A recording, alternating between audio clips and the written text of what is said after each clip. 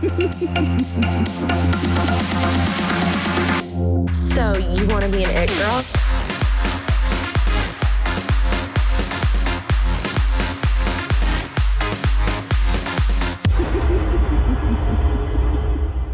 Hi guys, and welcome back to the first episode of season 2. Wow, that was a confusing sentence. First episode of season 2, but I'm really excited today. I'm joined by Camila from Point of View Podcast. Welcome. Hi, thank you so much for having me on. I haven't been interviewed on a podcast in a while, so I don't remember how to do this. I hope I do it okay. Yeah, I know. It's like weird to flip it, but I'm really excited to talk to you. Yeah. Yesterday, I recorded like 3 podcasts as an interviewer, so I'm just like trying to switch that. Right. Yeah. Because now, well, if you slip into it, it's totally okay. Let's start off by tell us a little bit about yourself, your podcast, for those who don't know. Yeah. So hi, everybody. My name is Camila, as you said, and I am a 22-year-old, almost 23. I'm very proud to say almost 23. Yes. I'm living my Taylor Swift age, but it's okay. It's fine. So I'm a 22-year-old college student from Argentina. Only 1 month left of college, but I'm going to still say that. Let's and go. I have a podcast. Yeah, I have a podcast called My Point of View, where basically we talk all things lifestyle and career. And I just try to show people that you can get to the same place in your career, to a good place, by showing different points of view. So I have a bunch of people, and also I use it as like my diary or my outlet. So I have I remember in March, and I'm going to still do this every March that I have the podcast. I did a whole month dedicated to women and feminism. I also do episodes about toxic positivity and hustle culture and cancel culture. And I just really use it for whatever I feel like talking about. I even want to start talking about more movies and cinema because I love that. So yeah, and also, as I said, I'm a student. I'm an international relations major, and also I'm a freelancer. So I work for other podcasts, and yeah, one of the podcasts that I work with, and I'm so proud of, is called Seeing Other People. Yeah, that's it. I think. Holy shit. That's so much right off the bat. I mean, I was going to say, can you just tell us a little, you're about to graduate, and just give us a little skinny on what your life is like right now. It's good.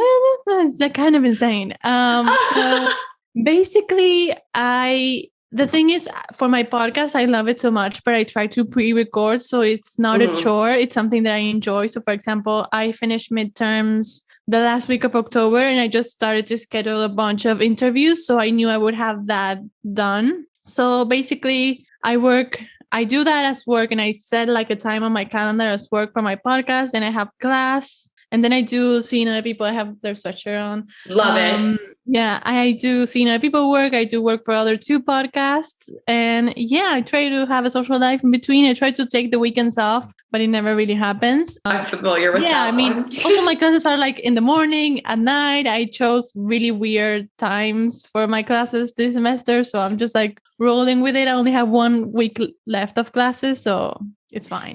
We were kind of talking about it before we started recording, but tell us about how finals are really such a big deal for you. The thing is, it's so much different. And I remember talking with someone about finals, and they were like, "Oh, but it's not that hard." And I'm just like, "It's 100% of my grade. How can it not be that hard?" It is that hard. What? And they were like, "What?" And I was like, "Yeah." So here, basically, we have our semester, our normal semester. We have it different than you because we have different seasons. So here, the semesters are from March till July, and then the other one starts in August until December. Okay. So basically, I have class. This is second semester from August till November, and then from November to December, I have 1 month of finals. Basically, every subject that I took a class on, I have 2 dates to choose from to take a final. And I go and take it to final. And that note that I get on the final is 100% of my grade. That's the grade that is on every single paper, every single thing that you see. So it doesn't matter how much you got on a midterm. Yeah. Nothing matters. Sometimes professors, when you get a really high grade on a paper or on the midterm, they take some of the things off the program of the subject so you can have a shorter final. But that's the exception, not the rule. Right. So yeah, so basically until now, I have 42 finals done and passed. So oh my God. So in the span of 4 years, 42. Okay. Yeah, that's literally nuts. And on top of it, you balance so flipping much. I think my life is crazy and I'm listening to yours and I'm like, oh, damn, like you might be outdoing me. No, but the thing is, I started working December 2020. I know that I feel like junior year of college is like a breaking point, at least here, on how hard it is and how much it puts like your motivation and self-discipline at play that I don't believe that I could have worked my junior year. I feel like working on senior year is good because you're in another headspace, you're finishing, and also you have like something to fall back on when you graduate. I feel like if you graduate with no job, nothing at all, no side hustle, nothing, you will be like falling off the deep end and you'd be like, what am I supposed to do now? Right. So I feel like it's nice on senior year. Junior year, I feel like it will make or break you. And I don't feel like working on that pressure. Right. Well, and what was the thing that made you kind of like click in and be like, all right, this is how I'm going to make it work? So I feel like I started my podcast back in April 2020 and I treated it as a job, and it actually was my portfolio for all of my freelancing jobs. So even though my major is international relations, I love social media, content creation, and all of that. And hopefully one day I get to mix those two. But right now I'm working on content creation and freelancing and all that. So basically December 2020 rolled around and I had like my iPhone 7 and a really old computer. And I was like, if I'm going to still like have a university from home, I want to have a new phone. Basically, I just wanted a new phone. And I was like, I remember it was December 2020 and I was like, next year I'm gonna buy myself the newest iPhone. It was the iPhone 12 Pro at the time. And I was like, I'm gonna do it. I don't know what exactly I'm gonna do, but I'm gonna do it. And then I was like, okay. And then I knew a friend that she sells drawings on Fiverr. So if you check out my podcast cover art, she draw me. And I asked her all about Upwork and Fiverr and all those pages. And I just basically created a profile and started looking and researching and what should I do? And all of a sudden I got a job that I still have today. And I was like, oh my God, what? And basically that just grew my portfolio and I started becoming more comfortable in myself and in my abilities. And I was like, hey, I can actually do this. And one day, seeing other people was looking for an intern. I was the biggest fan of that podcast. I still am. And I was like, okay, I'm just going to do whatever it says to apply, whatever, who cares? I literally didn't know how to do half of the things that they were asking, but I was like, who cares? Fake it till you make it, baby. That's a huge thing we talk about. I always, of course, I know how to use Photoshop and how to do fun tweets. I don't, but like, of course, I know. Sure. And basically, I got it, and yeah, then I got other jobs from like connections and stuff, and now I have 3 jobs at the moment. And yeah, that's basically it. I basically just wanted a new phone, and I was like, okay, I'm going to work for it. It sounds so simple. Like I just wanted a new phone. So I was like, I'm going to go work for it. But like sometimes that mental flip for people, I think is so hard. Like people and are also just if you put like bigger stakes, it will be way much pressure. Like my pressure was, okay, I don't get a phone if I don't make it, whatever. Like that's the worst thing that could happen, you know? Right. Having a goal, but not overextending the goal. Yeah. That's a really good point. I honestly I've never thought about it because I do that. I make really, really big for example, goals. I want to move to New York. If you see my wall, Love I have it there. If I put that as a goal, which is a goal, but if I put it as a goal when I like for working, I would never feel satisfied. As I used to always use with my dad. We do like little looking forwards, like little goals before that big goal. Because if not, you're never going to be satisfied. You're never going to be happy. And I feel like little victories are so important. Not as much as the big victories, but I feel like you get to enjoy the big victory way more if you go to the little victory. So when I bought myself this phone, which sounds so silly, I was so proud of myself. I was so happy that I was able to save the money all by myself and I get to do it. So I was like, okay, I'm happy. And then the next day back to work and back to the next goal. But you get that little like day, 20 minutes, 1 hour, whatever to celebrate yourself. And I feel like it's worth it, you know? Oh my gosh. You have to read both of his books, but you have to read Winning by Tim Grover. Ooh, I'm going to write it down. Yeah. He talks exactly about that. It's like, the victory for like a split second and, moving on to the next. But he also does talk about, patting yourself on the back for like the little things and how that's honestly sometimes harder, I think, for people. To be like, oh, I did this thing. Like, I'm like, oh, I've done this podcast for a year. And I'm like, oh, like, it hasn't blown up. No, it is long. And I'm like, it hasn't blown up. I haven't done anything. But like, the truth is like, I did it for a year. Like, I should celebrate that. And people are listening. Like, even if it's not like thousands and thousands of people, people are Right. listening, you know? And even if it's Yes. just, it happened to me with my podcast. I had like a dip on listens and I was like, okay, but that's still like a big amount of people listening to me. Yeah. That's like a lot still. It still matters. Yeah. I love that. Speaking about your podcast, let's kind of get into what you're like about, you know, what have you learned from this, or like I know it's so overwhelming. Yeah, so much. Like, I learned so much. I'm trying to think. I feel like I was always like a shy kid growing up, and I never thought that like kind of what I had to say mattered. And I feel like I made this space for myself on the internet where I have an opinion, and what I have to say matters, and people listen and people care. And yeah, I remember, I don't know if you know Scout from OK Sis podcast. She has an agency, and I remember this moment where her agency contact me to send me like a guest opportunity. And I was like, oh my God, like Scout's agency has me on her podcast list. Like, that's insane. And that's she amazing. has sent me a bunch ever since. And I remember that moment, I was like, wow, I kind of made it in another little victory. But I kind of learned that, yeah, I have a space on the internet and I can literally do whatever I want with the space, and that what I have to say matters. And I also learned how to multitask. I feel like my point of view was kind of a practice for when I had to work, how to practice, how to like time batch, and how to work on the podcast and treat it as a job while I was making $0 out of it and had class. And I feel like it was like a nice practice when I got a real job that actually helped me make actually real money. So I learned a lot about that and like priorities. And yeah. I love that.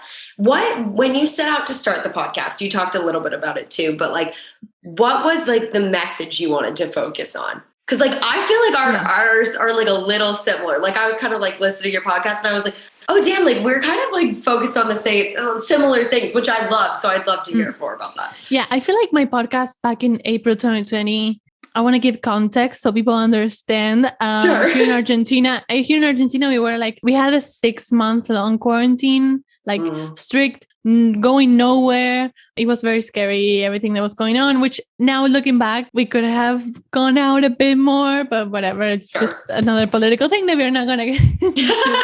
I know, it's yeah, but like 6 months were a long time. And I remember April was like the first month, from March to April was like the first month of quarantine. And I was done with it. I couldn't take it anymore. I needed something outside from school to make me feel alive, which sounds like very scary. But you know, when all I did was school and sleep, school and sleep.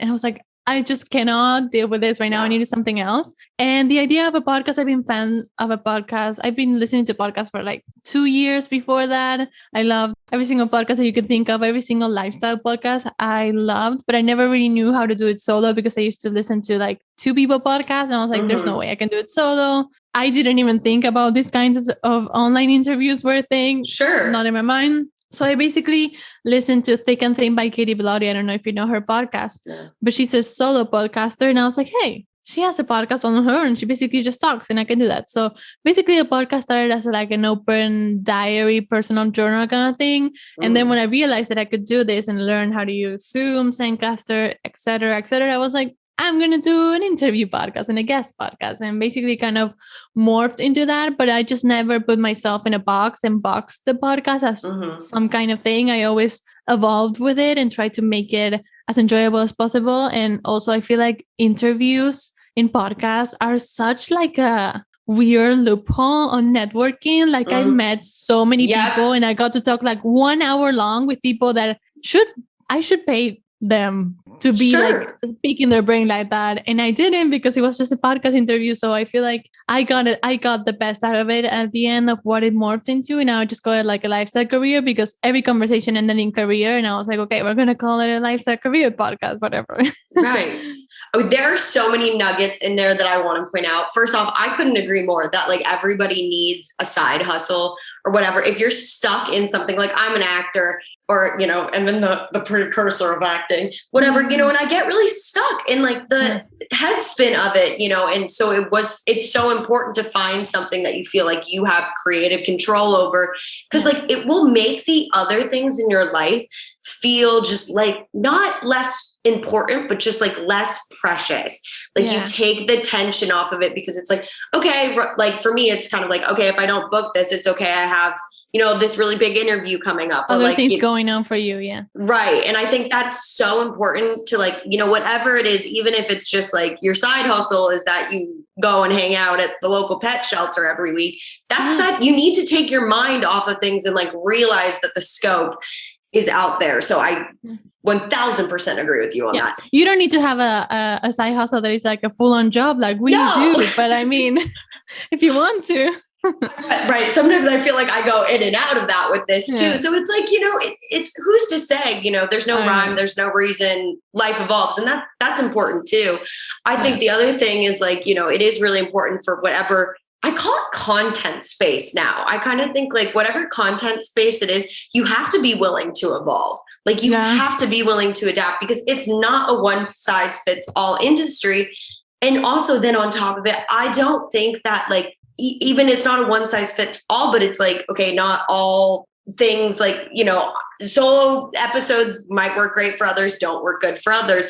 Or, maybe you're a type of person who only really likes making stories. There's just so many different ways to do it. And I used to think it was such a box space. Like you do A, you do B, you do C, you get D. And like, that is just not flipping true. And also I feel like you don't enjoy it like that. Like, of course, if I would have stayed with one line of my podcast and haven't changed it through the times, maybe I would have grown quicker. Maybe, I mean, who's to say? No one really knows, but I enjoy it now. So who cares? Right. Again, I don't make any money out of it. So if I don't enjoy it, then it makes no sense for me to do it, because it is a full-time job. Like yesterday, I spent 3 hours recording 3 different podcasts and I have to edit those episodes and then create all the content and then post all the content. And it's not like I enjoy it. Of course, I love it. But some days it's like, I really don't want to do it. So if you don't enjoy it, it's not for the faint of heart. It's like way more grind behind computer than people think. Yeah. If you could pick like one right now, because it might evolve as we just talked about, if you could pick like one message that you're trying to say with your podcast, what do you think it is? I feel like the thing is, the name for my podcast clicked when I listened to a song. Love that. The names for me are the hardest things. I don't know if the name for your podcast was easier, but for me, it was the hardest. My name was easy, but picking the individual names, sometimes I'm like, think. Like, it was the hardest. And I didn't know if I should do my POV, my point of view. I had another name that I don't even remember, but I remember I just clicked a playlist that I don't even know what it was about, and Point of View by Kylie. What's her last name? I don't know. Her song started playing and the song says, life is easier if you consider things from a different point of view. And I was like, that's my tagline. And I feel like that's what I want the message to be. I totally stole it from a song. It's not mine. So I just wanted to put that out there. But I just feel like that's the point of it. I just feel like I realized it when I showed a lot of influencers on my podcast, but they all got to where they are. In different paths, in different ways, and they all show different points of view. So I feel like that was the message at the end of the day. Yeah, that's very cool. What do you always agree with them, or have you disagreed with people before? No. I basically just sit and listen, and I feel like I learned a lot, especially from people on the content space, as you call it. I feel like there's a lot to learn from a lot of people who have like thousands and thousands of followers. I just sit and learn, and I'm a sponge in every single interview. I just pick everyone's brain and I try to learn a lot. And also I know that, for example, there's some people on the space that I wouldn't agree with, so I just don't contact them. Don't have any problem. Yeah, exactly. We talk a lot about debunking social media on this podcast. That's like a big focus for me, is like what's really behind it. And it's like just so much. And so like, is there any like big topical thing at this moment that you would like to debunk about social media? I mean, the thing with social media is I have a love-hate relationship because I love it. Don't get me wrong. It's my job. I hear that a lot. I cannot hate it. I can't hate it. But some days I hate it. Like before yesterday, because yesterday I had like happy tears of realizing that I'm enough and all of that. Love. I was in a low comparing myself, and in this comparison spiral of everyone is going out and everyone is doing this and all of that, and the expectation. And the thing is, that social media is a highlight reel and these people aren't having the best times actually. But it's really hard to get out of your brain and be like, okay, stop it, Right. So I feel like I feel like what I want to debunk is like knowing that social media is a highlight reel, but actually understanding it and helping your brain understand that not everything that you see is real. Like I remember posting a picture. I usually post pictures when I don't feel the best about myself just to get the validation. And I feel like a lot of people do the same. Just because someone posts a picture of their face doesn't mean they feel their best. Maybe it just means they feel their worst and they just need the validation, sometimes. Yeah. Did that make any sense? I hope it did. Yes. I have a confusing relationship with social media. No, and that's the thing, honestly, I hear a lot is like people are kind of like, I love it, I hate it, or whatever. And I just kind of like, I wonder where the boundary is, like how much are you on your phone? Yeah, I was talking yesterday, like I use this excuse that I work with it to scroll mindlessly and compare myself to others. And it's like, I'm not working or researching anything on my phone. I'm just literally just wasting my time. So that boundary for me is really hard. And I hope I find it someday. See, and that's so honest. Is like if you don't have it built up yet, that's like fine. I have a boundary and I break it all the flipping time. Like I try to like, I will literally, I think I said this recently, like I will tell my boyfriend, I'm like, you have to remove the phone from my claws, like take it away from me, literally take it away from me, because like I don't have the boundary of the mindless scrolling. I'm pretty good if I'm working, I will get on it and get off. But like if I'm researching, exactly. It's hours. Like, what am I doing? I'm on TikTok researching. Like, what do you mean? What do you mean? It's not at all. It's definitely not. Yeah. And so you live in Argentina, which is something I would love to debunk. Like, tell us a little bit about what it's like living there. I mean, there are a lot of things that are different from the States. There are a lot of things that are similar. I know a lot of United States culture and I follow a lot and I talk in English. So I know a lot of the differences. But for example, here in college, we don't have, what do you call them? What is frats and sororities? Sororities. I was like, sisterhoods? Yep. That's not the word. Nope, you got it. Yeah. We don't have those. Thank God. I don't feel like I would fit on those. And we live with our parents. If you live close to school, you live with your parents. So this is my beautiful home with other 4 people, which is a lot. I mean, 23 years with the same people every day, all day. It's a lot, but I mean, it's a different experience. We don't get that. Like we are not like our parents are not empty nesters ever. We are very like family focused that I feel like in the States, you don't have that. We are very family focused. Like every Sunday and every Saturday we see each other. And I got to be a very family focused people. Like I want to have a family, big family, like all of that. So I feel like that's a nice thing that we got here. Also, it's one of the nicest cities of Latin America. People call us the Paris of Latin America, which we deserve. We deserve. We are very pretty.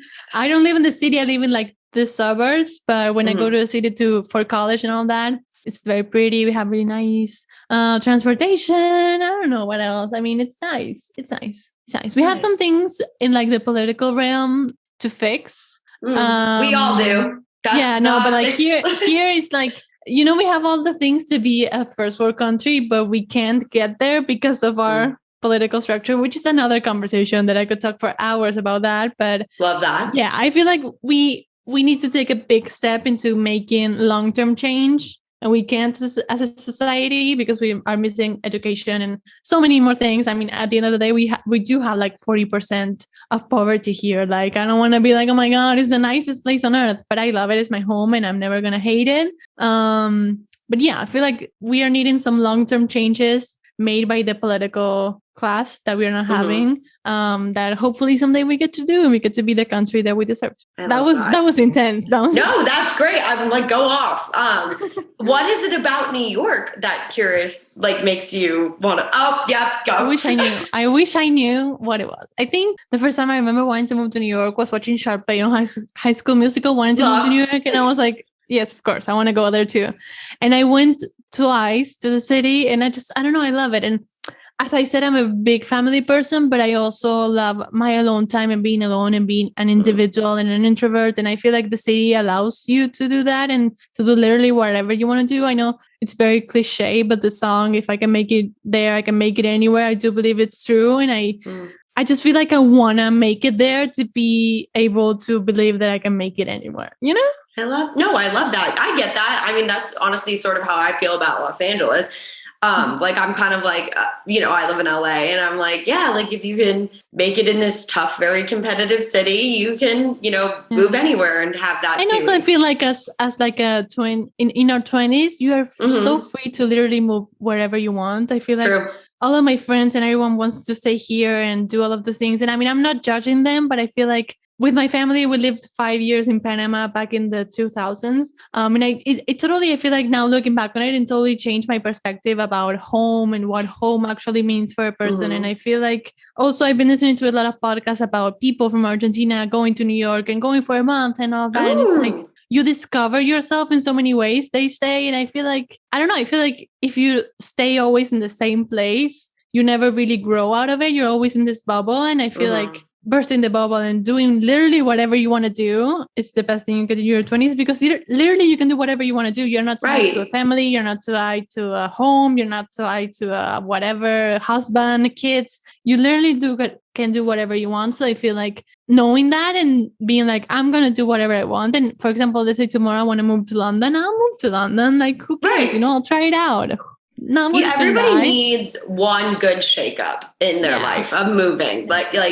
For a lot of kids in the US, it's when you move to college. For some, it's right after college too. Because like a lot of my friends from my hometown didn't actually move out for college, but moved out right after. It's like you need at least one good shakeup. Yeah. And here and here in Argentina, living alone is very expensive compared to what we make in salaries. So sometimes people don't get to do that, like even after they get married. And do you actually want to do your own thing when you get married? Like you're already tied down. Like, I don't know. I feel like believing that you can do literally whatever you want in your 20s is so important. And as you said, a shake-up is important. And I mean, it's uncomfortable and it's weird. And the day that I get to do it, I'm probably going to be scared so much. And it's going to be like crying my eyes out, missing out my family. But I need it. I feel like I need that independence. That's the one thing that I will say that's a little better about being a little bit older is I didn't think that was going to happen. Like when I moved to college, I thought my life was going to be like roses and butterflies and literally perfect. Like I didn't expect myself to be like,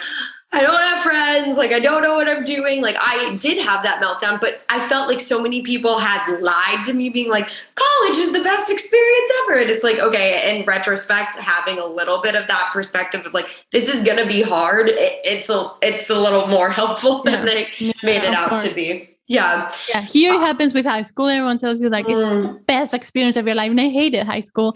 And I felt like I did something wrong all of these years. And then I finished college and I was like, high school sucks for most people. That was just bad. But they don't want to share it. And if they didn't make friends in college, I'm sorry for them. But college is way better. And I would fight anyone that says different. I get so defensive about that. But like, you feel ashamed to say that you hated high school because it's like such a stigma. And it's like, high school sucks. You don't know who you are. There's so much pressure on you. It sucks.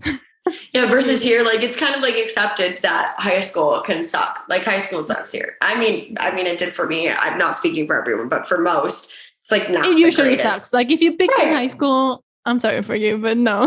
No, yeah, exactly. Like if you did, that's fine. I challenge you to keep going. Then pick it up. Exactly. Pick it up. You can't settle there. Totally swinging it, but like. We also focus a lot on debunking the perception of Los Angeles. What is your idea of like what you think Los Angeles is like? I'm just curious. To LA. Okay, so you've been 2 days. Okay.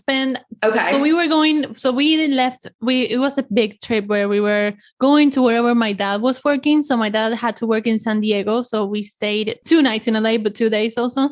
And we kind of went around the most places we could in like the little amount of time we had. And it wasn't my favorite city, but I mean, obviously I'm a New Yorker, so I know it.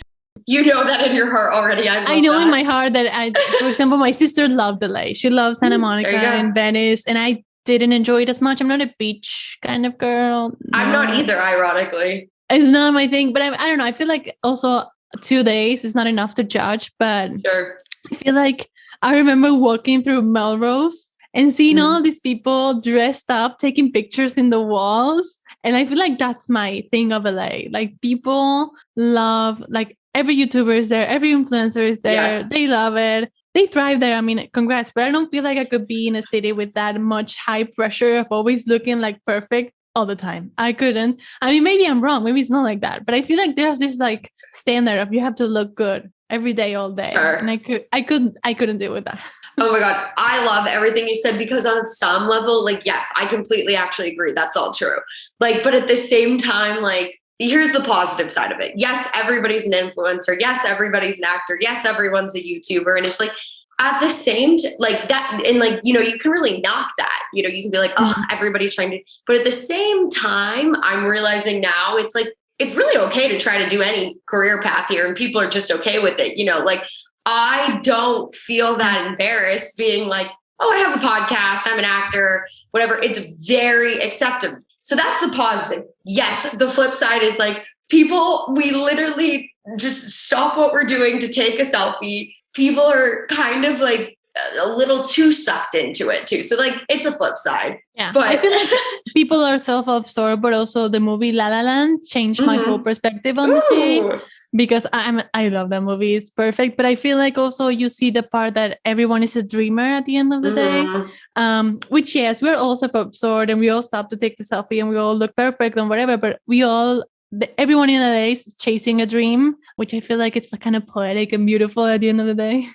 Oh, I literally, like, my favorite things to say of LA is like, everyone's chasing a dream. Everybody has a varsity complex. And also everyone is faking it till they make it. So like, literally knocked it.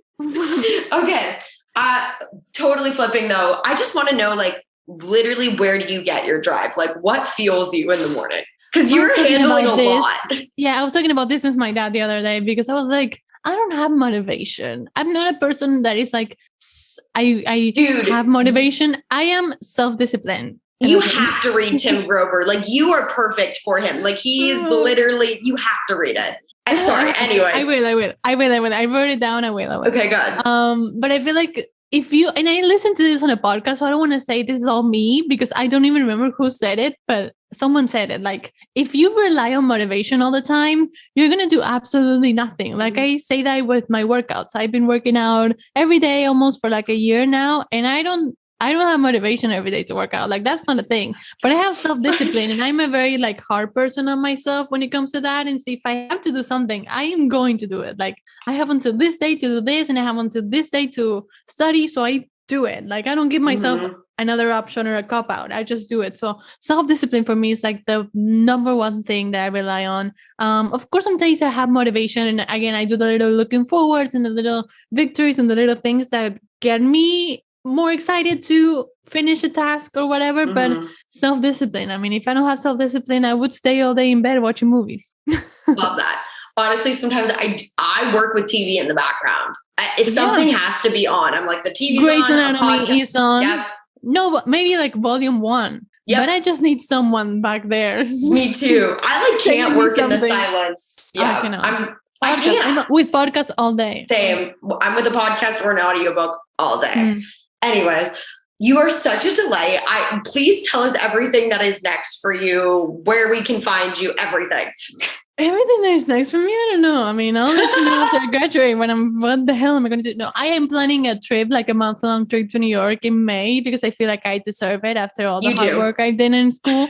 And I deserve to go back to the city one last time, so I can be like, do I want to live here? Do I don't want to live? Like, I need to make that decision at the end of the day, and I want to go there. And since I have the money saved and I'm able to do the trip, I'm just like, fuck it, I'm going to travel alone. So that's what's next for me, and I'm very excited about that. And where you can find me, I mean, just search for My Point of View podcast everywhere you listen to podcasts. And if you see a little drawing of me with my black headphones, that's me. And then My Point of View podcast on Instagram. I work really hard on my Instagram, so follow me there, please. Yay! Camila, thank you so much for joining us. This was so lovely. I feel like I'm like on like the same path as you. And it's just so nice to see somebody working so hard and chasing dreams. And you're going to move to New York, and I can't wait to see what happens when that I'll let you know what happens, but I'll let you know in May when I'm there. I'm like, I'm here. Give us an update. Be like, it's happening, or it's like, whatever. It's going to happen though. I highly doubt that. Well, thank you so much for spending the time. Thank you guys for listening. We'll see you next week.